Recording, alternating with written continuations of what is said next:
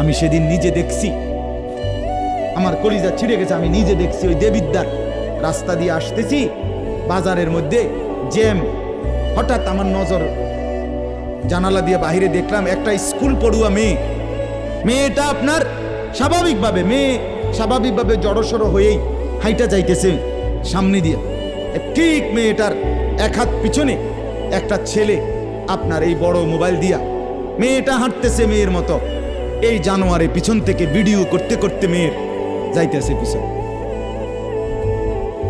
আমার মন চাইছে জানালা খুলে বলি, বোন তোর পিছনে কুত্তা লাগছে।